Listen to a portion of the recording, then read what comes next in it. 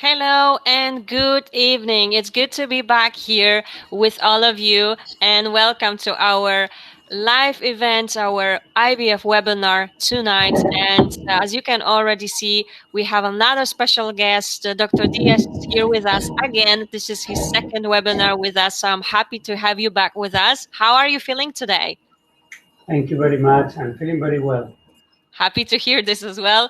I know that you have been quite busy recently as the clinic has been reopened already and you are keeping busy with the patient. So it's good news for sure. And it's good that you have found some time to present another topic, definitely important and interesting topic. And I just want to remind everyone that all our events has been brought to you so that you can simply get to know some of our top experts on fertility, but also so that you can simply find out a bit more on all kinds of topics. And of course, today we have another topic to discuss, and all the events has been brought to you thanks to our ambassadors and partners. So I just want to mention them as well. You can see them right here on the screen. Without them, it wouldn't be simply possible. So huge thanks for their support. And tonight, as I've mentioned, we do have another topic, which is fertility preservation. When, how, and what can I expect? And tonight, I already also have mentioned that our guest is Dr. César Díaz, who is actually a medical director at IVI Clinic in London, located in London. And I also want to mention that Dr. Diaz actually was the head of the Valencian program for fertility preservation. He has been leading them for over 5 years, so he definitely has experience and vast knowledge of this kind of topic. So I just want to simply say that he will start with his presentation, and after that it will be time for your questions. So as always, please remember to type in all the questions you have in the chat section so that Dr. Diaz can simply help you out a bit, answer your questions. So I definitely encourage you to go ahead and type those in. And that is it from me. Dr. Diaz, are you ready to start with your presentation? Yes, thank you very much for your kind introduction. Thank you so much. And thank you all for being here with us this evening. I hope that you are all keeping well and safe. And well, I will not spend more time with the introduction. I will directly go to the important matter, which is why you are here. So to start with, I will just clarify something.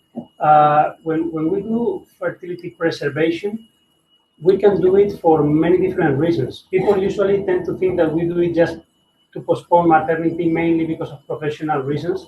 But in fact, the fertility preservation techniques that we use nowadays, they are mainly driven to preserve fertility because of social reasons. I have just mentioned it, but also in some contexts because it is not possible to do other things. For a long time in some countries, the freezing of embryos has been banned. So when the patients wanted to accumulate chances of having a successful treatment, they had to freeze their eggs, or simply in order not to fertilize a lot of embryos, all the eggs that they were not fertilized, they were spared and they were frozen. There are in many cultures also the freezing or the generating of the embryos is not allowed. So that's another good reason to preserve eggs or sperm sometimes. And a very, very important reason is when the patients, they are going to undergo a very aggressive treatment that will harm their fertility, basically gonadotoxic treatments linked to cancer. So before undergoing the chemotherapy, we can harvest eggs, we can harvest ovarian tissue, and all those treatments, they are considered to be fertility preservation techniques. Obviously, probably most of you will be here interested in hearing about what we can expect of the fertility preservation techniques, mainly egg freezing, when it comes to preserving the eggs because of a wish of delaying the maternity. So the way I have structured my lecture today is in a very basic way to explain you how does it work, to show you how effective it is, to show you the data that we have regarding safety, and also to show you a little bit more about the logistics. So first of all, how does it work? Well, let me put it in a very simple way. When we are freezing, no matter what, freezing, the physical phenomenon of freezing is always the same. And what is going to happen in a cell when we freeze it is basically what will happen with a bottle full of liquid. So if we freeze the bottle, the content, the liquid, will expand and will break the bottle and will break the seal. So it happens exactly the same things when we are freezing cells. Basically, the volume of the water that is inside the cell will increase and the membrane of the cell can break. And why is that? Well, basically that's because when the water comes to a nice stage, there will be, it will happen the formation of ice crystals. The molecules of water will get together in a very specific way, forming hexagons, and there will be a lot of space in between molecules, and therefore the volume will increase.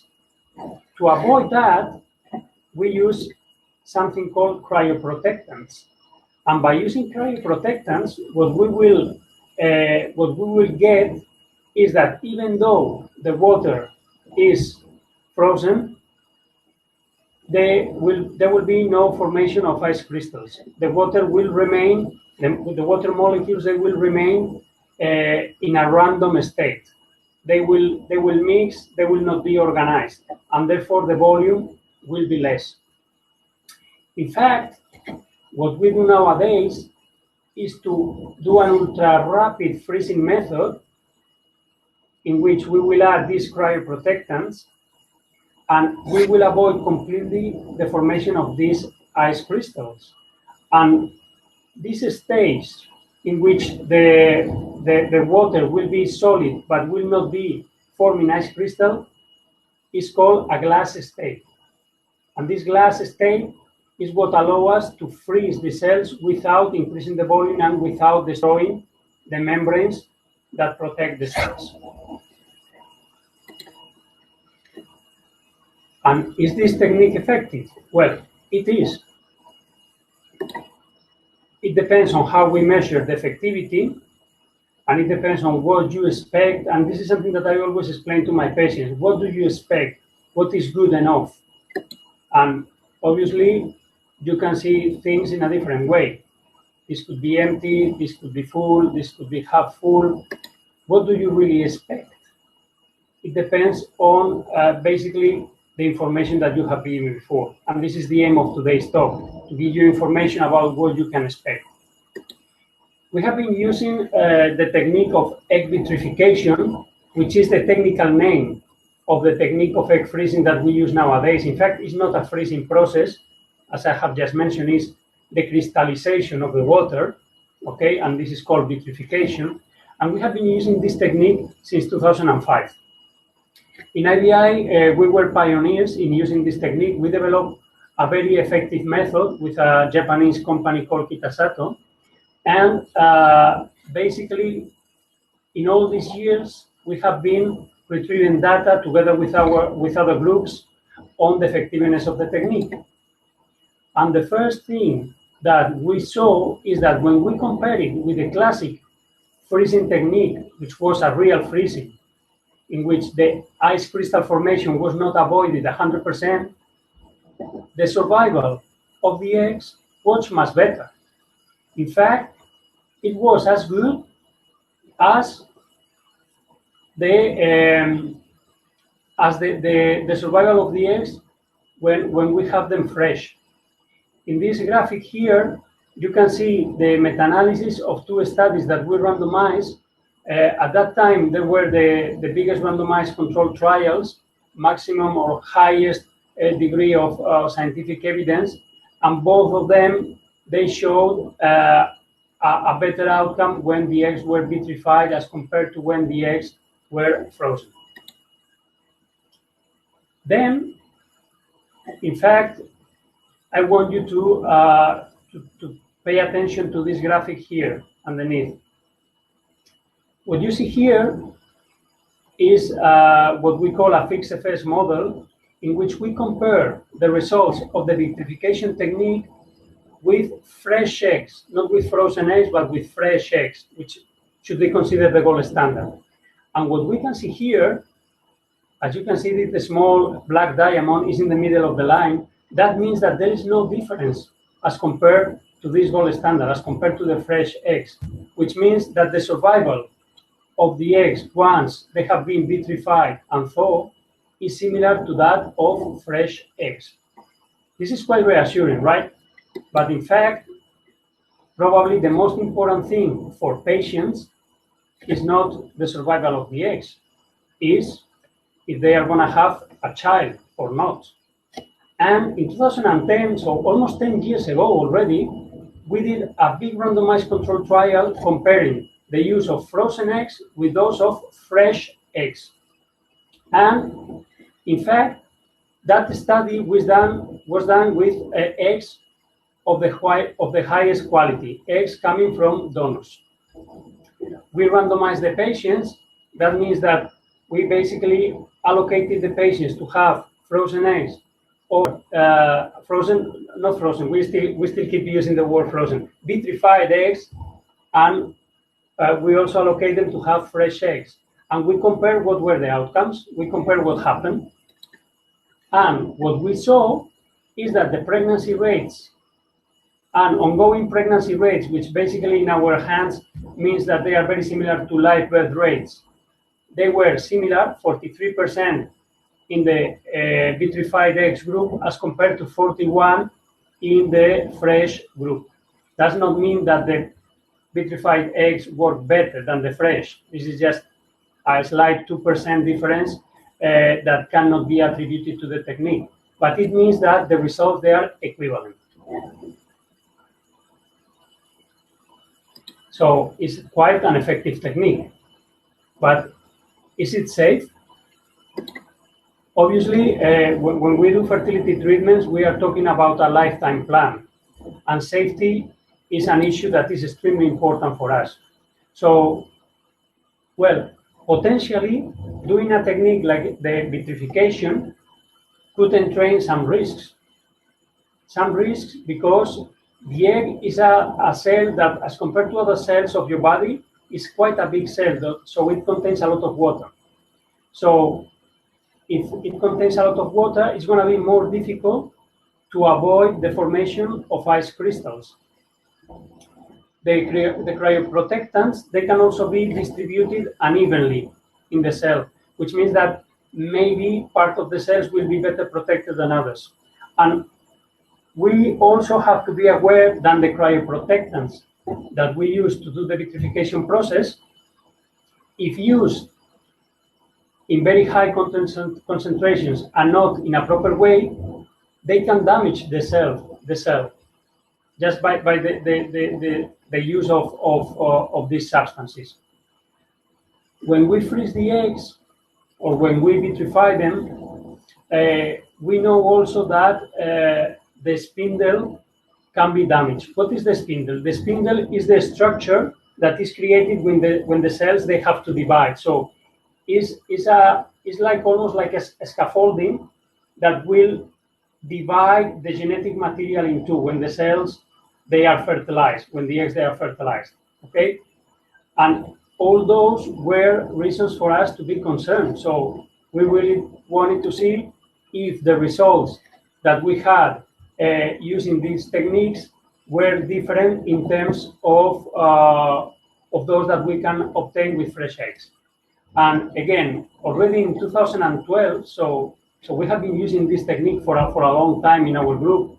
Our clinic in New Jersey already did an experiment comparing the chromosomal abnormality rates in treatments done with vitrified eggs versus fresh eggs.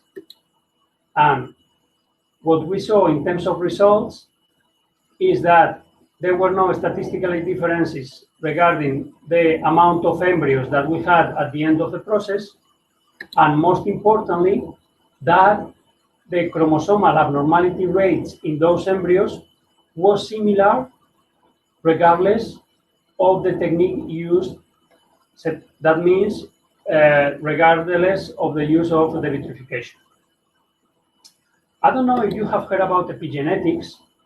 So basically, epigenetics are molecular modifications of the genome that's in fact what makes us different. So there are a lot of data in the literature suggesting that any intervention that we do on the eggs and on the sperm could potentially change the epigenetic patterns of our genome. Well, there was another study published in 2010 by the Pietro's group in which they compared the most important genes and their methylation patterns, and they were exactly the same. So this is also very, very reassuring. This is what we call housekeeping genes. But the most important thing, and again, these are data that come from our own clinic with more than 1,000 cycles analyzed, is not even the molecular changes, is how the babies look like, and is how the pregnancies go on. And if these patients undergoing treatments with vitrified eggs, they have higher risks of having complications. So again, we compare the results of all the pregnancies that we obtain until that point in our clinics using fresh oocytes or vitrified oocytes. And we also split the groups in patients who had 1 or 2 babies, because that can also have an impact in the outcomes. And we also separated the groups in between those patients who used their own eggs or who used donated eggs, because again, that can also have an impact in the outcomes. And what we saw is that in fact, there were no increased risks of any important perinatal outcome. Okay, we saw a slight increase in the use of invasive procedures. That means amniocentesis and trophoblast biopsies. That's mainly because at that time the implantational genetic screening was not that used in fertility treatments, and the age of some patients was higher when using donated eggs from vitrified eggs coming from donors. And again, let's come back to the costs and the effectiveness, what we call the efficiency.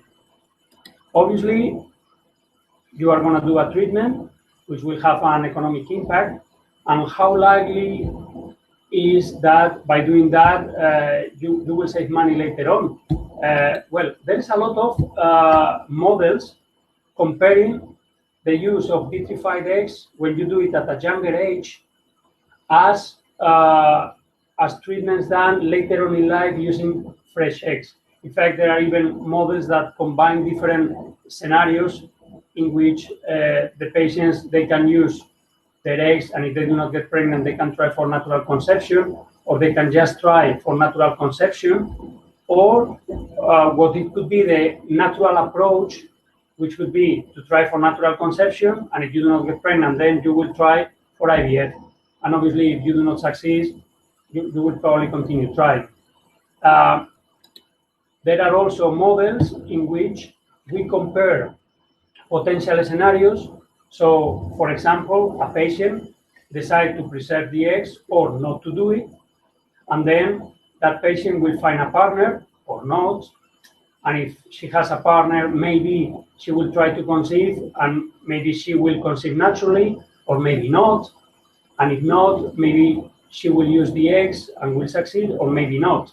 And when it comes to money, in fact, we evaluate the whole treatment and the whole scenario using an index called ICER, and we plot that especially against the age at which the eggs were frozen. And as you can see here, a low bar means a lower cost. The egg freezing techniques, they are very, very effective around this age, in the second part of the 30s.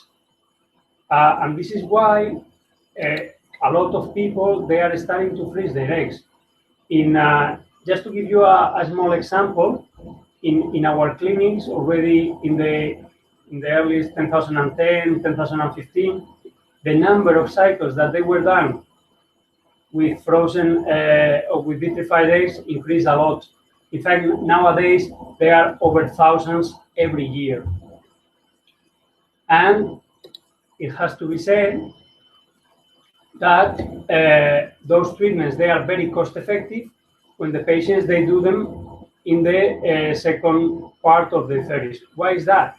Because if you do it before, and don't take me wrong, the treatment is going to be more effective, but it's also very likely that you are not going to use the eggs. Why?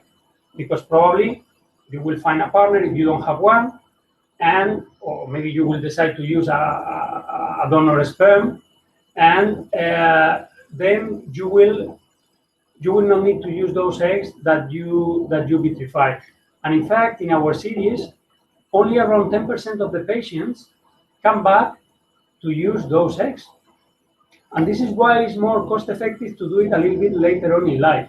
But you have to keep in mind that if you do it later on in life, although it's most cost effective, is less effective from an absolute point of view. That means that you will get less pregnancies per egg vitrified. So the next question is, how many eggs do you have to freeze? Well, what you see in this table is basically, this is what we call a survival curve, in which we can plot the chances of having a live birth, of having a child, as compared to the number of eggs that we need to thaw after vitrification. So for the patients below the age of 35, the more eggs you have, the higher will be your chances of having a live birth. And it also happens the same thing for the patients over the age of 35. But after a certain number of eggs, if you didn't get pregnant, it's very unlikely that you will get pregnant. And why is that? That's basically because of the chromosomal abnormalities that they are linked to the egg, and that they are linked to the age of the patient. So the older the patient is, the more chromosomal abnormalities the eggs are going to carry. And this is something that we cannot bypass if we do the treatment later on in life. This is why, in general, we do not advise patients to freeze eggs after the age of 40. We really assess case by case. In between 36, 40 years old, it usually works quite well, and below the age of 36, it works really, really, really well. I have left a link here in which, by introducing your age and the number of mature eggs that you have or that you have retrieved, you could calculate your chances of having a child, or maybe 2, or maybe 3, because, as I told you, maybe you will not need these eggs for a first child. But even though if you conceive naturally your first child, maybe you would like to use the eggs for a second child or a third child. And that's something that we are seeing more and more these days. In fact, there are also models who can predict the number of eggs that we will need to have at least 1, 2, or 3 children, depending on the age of the patients. And again, the older the patient gets, the more eggs we will need to get lower pregnancy rates. So obviously, the younger you are, the better results. The amount of eggs that we can retrieve per treatment, per ovarian stimulation, will depend on the ovarian reserve of the patient. And this is also linked to age, but not always. So the average amount of eggs that we can get in patients below the age of 25, 30, 35, 40, or more than 40 is this one that you can see in the table. But having said that, there is a lot of inter-individual variation of the ovarian reserve. So usually when the patients, they come to the clinic, the first thing that we do is to assess the ovarian reserve. And we do that using an ovarian reserve marker called AMH, anti-Mullerian hormone. And based on the values of anti-Mullerian hormone, so for example, these are the lower ranges, we can predict how many eggs, mature eggs, we are going to collect. On the other hand, if we go to the upper ranges, obviously the figures, they change significantly. So this is something that we always inform in an individualized way, depending on the values of the anti-Mullerian hormone of the patient.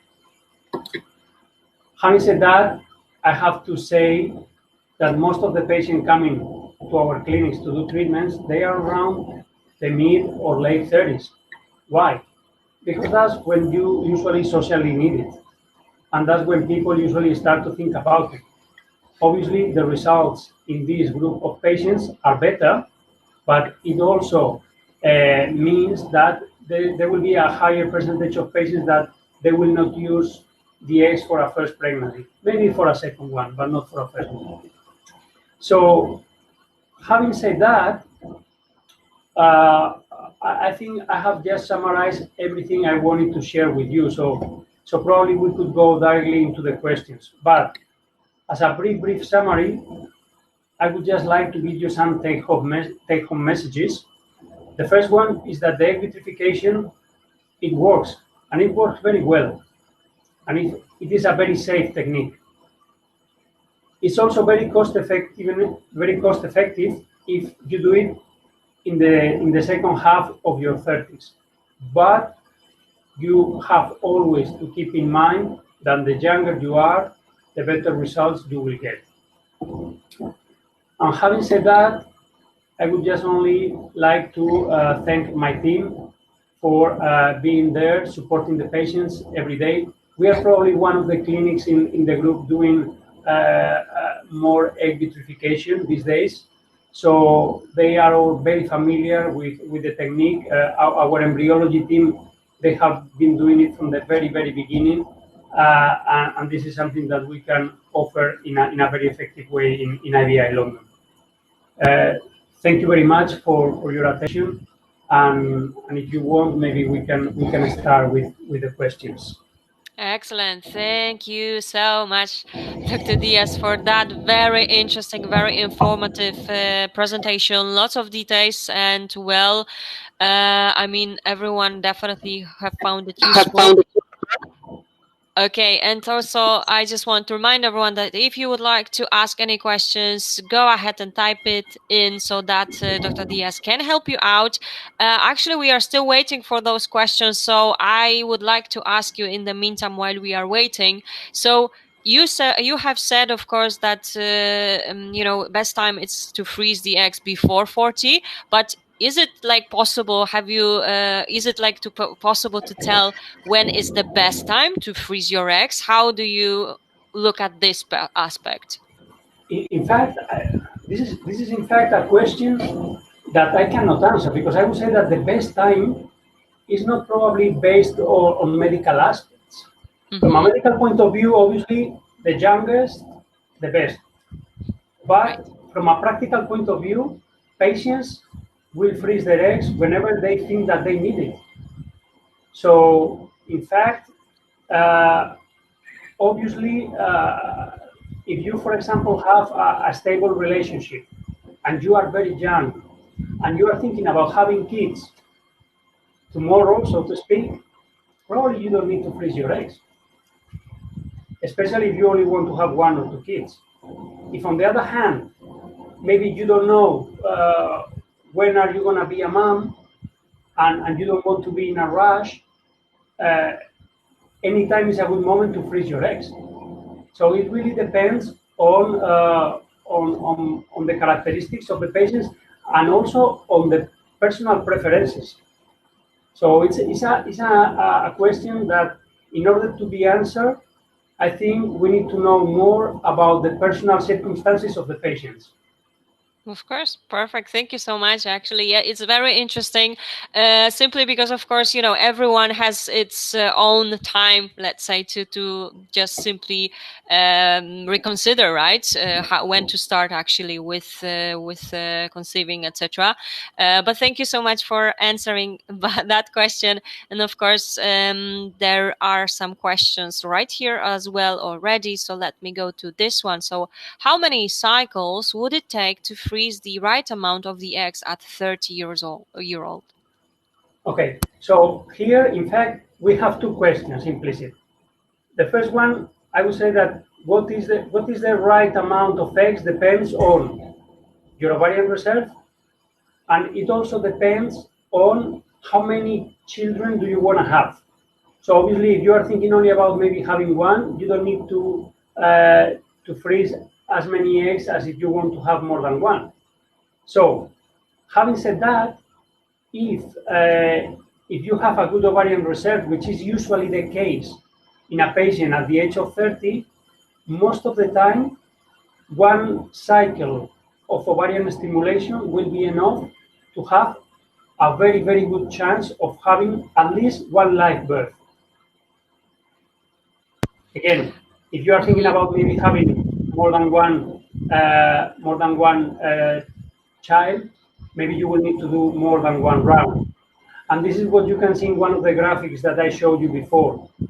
Do you remember the graphic with the three colors in which you can compare the number of eggs that you need to have 1, 2, or 3 children? But let's say for one children at the age of 30, usually one round of IVF. All right. Thank you so much. Yes, I just added this information that the patient, yes, wanted to 3 children, of course. So thank you so much for clarifying that. And now let me have a look at the next one. So if you could explain, if you are to use your frozen eggs, what is the process of getting pregnant? The process is very simple, especially from a medical point of view. So when someone wants to use the frozen eggs, we need to fertilize them with the sperm of the partner or with the sperm of a donor. And we do that by doing ICSI. ICSI means intracytoplasmatic sperm injection. So we take the egg and we inject directly one spermatozoid inside. We do not do classic IVF. We do not let them mix naturally. Why? Because after the freezing process, the external shield of the egg, what we call the zona pellucida, becomes so hard that the spermatozoids cannot penetrate it. So we need to inject the egg inside, and we do that on the lab. Then we let the embryos grow. And after 5 days of growing, when the embryo reach what we call the blastocyst stage, then we put it back into the womb. To put it back into the womb, we previously prepare the uterus to be receptive. And to do that, we just basically give pills and pessaries mimicking the natural cycle. So basically natural estradiol and natural progesterone. There is no need of injections at that point. It's very friendly. It usually takes about 15 days. Then we put the embryo back. To put the embryo back, there's no need of sedation. We can even do it in a consultation. We usually do it in the operating theater just beside the embryology lab because we don't want to move the embryo. And 11 days later, you will do a pregnancy test. All right, perfect. Thank you so much for answering that question and for your question as well. Next one is right here. So very important, right? Is there a significant drop off in fertility over 35? I am 34. Is it best to do it before 35, or would you say the difference is minimal between 34 versus 36? Sorry. Well, in fact, we usually tend to present data in a categorized way. So we tend to do groups. But age is what we call a continuous variable. It does not mean that, for example, after 35, everything is going to be dramatically different. So everything drops slightly, step by step. So obviously, the younger you do it, the better results. A 2-year delay when you are 34 as compared to 36, it will have an impact. I cannot say the opposite, but the impact is not going to be as high as, for example, if you compare 38 versus 40. Then the gap, even if it's the same time interval, the gap is huge in terms of results. So I would say that at that specific point, around the 35s, is when things they really get to drop a little bit quicker. So if you are already thinking about it and you are 34, probably my advice would be to do it now. Okay. Thank you so much for that advice. I mean, of course, this is very important. Time is of essence here. So definitely Thank you for that. And actually, when we are on that, I just also heard, I've received such questions previously as well.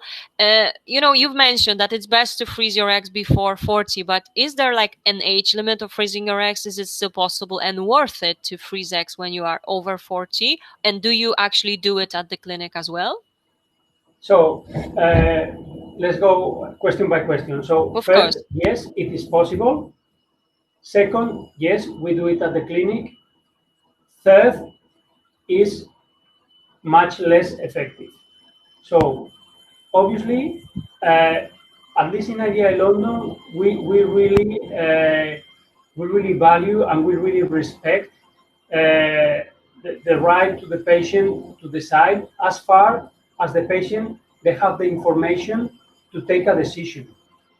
And if you know what are your chances at your age and you want to do it, I think egg freezing or egg vitrification is a very valid treatment. It happens a lot that patients they cannot become a mom, or they don't want to become a mom at the age of 40 for many different reasons, and maybe they are considering about doing it 1 or 2 years later. What I can tell you for sure is that whatever you try 1 or 2 years later is going to work much worse. So if you know already that you are going to postpone your maternity, it is better to freeze eggs at the age of 40 than trying to do a fresh IVF treatment at the age of 42. That's for sure. Then the results that you can expect, they are not going to be those of a woman at the age of 35. They are going to be, the pregnancy rates, they are going to be lower.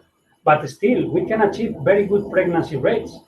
So at those ages, we usually have a very deep discussion with the patients to give very realistic information about what they can expect. We give very exact figures based not only on their age, but also on their ovarian reserve. It's not the same having 40 years old and having 20 eggs in one cycle than having 40 years old and getting only one egg. That can also happen. So the scenarios, they can also be very different for the same age group. Excellent. Thank you so much for explaining that in such detail, because definitely this is a question that many patients ask. So thank you. And if I just may ask once again, from just out of curiosity, so did you have like a patient that was, let's say, 44, 45 and wanted to freeze the eggs? Yes. So, okay. Yes, but those cases are anecdotal. I mean, they do not happen every day. And we also have many patients that they come at the age of 44, 45, and after receiving proper information, they decide not to do it. Okay. So again, it's a very personal decision. But I think that our duty as doctors is to be here, first, to support the patients, and second, to provide accurate information. Of course, perfect. Thank you so much. That definitely sounds encouraging as well. And there is one more question that I have here in this, for now at least it seems that is our last one. However, I just want to remind everyone, if you have any questions, would like to find out something, just go ahead and type it in so that Dr. Diaz can help you out. And this is also the question I have received from the patients. Is it true that the survival rate of frozen embryos is higher than of frozen eggs? So, yes, strictly speaking, yes, it is true. It's not so different. For example, the embryo survival rate in patients who have blastocyst, euploid blastocyst in our clinic is 98%, and the survival rate of vitrified eggs below the age of 35 is almost 96%, in between 90 and 96%. But having said that, the survival rate of vitrified eggs after the age of 38, for example, is lower than that. It's around 85%. But then also you have to be very conscient about something, because people think that, okay, I will generate embryos, so my chances of having my fertility preserved, they are going to be higher. That's not strictly true. If you compare everything at the beginning of the process, let's say today, before you have started the process, what is going to happen is that when we do the ovarian stimulation, we are going to have much more eggs than embryos. Because then when we retrieve the eggs, first of all, maybe not 100% are going to be mature. But even those that they are mature, not 100% will fertilize. And not all the embryos that have fertilized the first day will get to the blastocyst stage. And we only freeze the embryos at the very end of the process, which means that, for example, for a patient age 40 years old having 10 eggs, in average, we usually vitrify 2 to 3 blastocysts. So yes, those blastocysts, they will survive better than the eggs. But you are comparing, or you should compare, the chances of having a baby with 10 vitrified eggs as to those of maybe a baby having 2 or 3 vitrified blastocysts, because that's what we usually will get. The good thing of vitrifying embryos for me is that you will be 3 or 4 steps ahead in the process. So you will probably know how good are your eggs, because it can also happen that you vitrify your eggs, the eggs, they look beautiful, but you have to be aware that 15% of the population, they have fertility problems. What if you are within that 15%? Well, very likely you will not know it until the moment comes to use the eggs. And this is why when, for example, I talk to my patients, I always say, please keep in mind that even if you have a lot of eggs, we cannot guarantee you 100% success rates, because that's almost impossible in biological science. Problems could happen in between. And obviously, the more you advance in your fertility journey, the more information you will have. So vitrifying embryos is more reassuring in a way that you will have more information. But from a practical point of view, at the end of the process, you will get to the same point, but you will know it before. And there is also another implication, especially if the patient is in a relationship, they usually tend to vitrify embryos using the sperm of the partner. And then there is also a very important legal implication, because while the eggs strictly belong to the patient, the embryos belong to the couple, so the patient and the partner.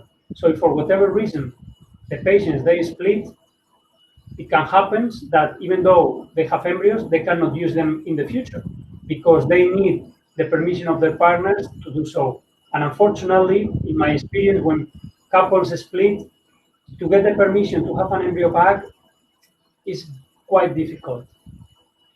Yes, definitely good point that you have mentioned that, definitely something to remember, because I'm asking because I already had such a patient. I've heard about such a patient that as she was single, she was wondering whether, to simply freeze her eggs. She was like 39 and to freeze her eggs, or perhaps just use a sperm donor and freeze the embryo. So this is definitely interesting to know what you have just mentioned. Indeed.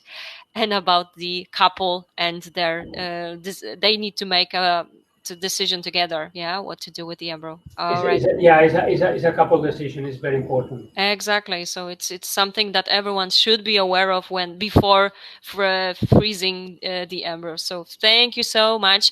I don't see any more questions, so I guess we will be finishing for today. But still, Dr. Diaz, thank you so much. Very interesting. Very this kind of topic. I believe that nowadays we should definitely make sure that the women are aware that there are possibilities, because in my opinion, and I believe that experts have been already saying that this has not been spread so much yet, at least that it's going slowly, but I think that the word is spreading, and I mean, organizing events like this one probably will help a lot.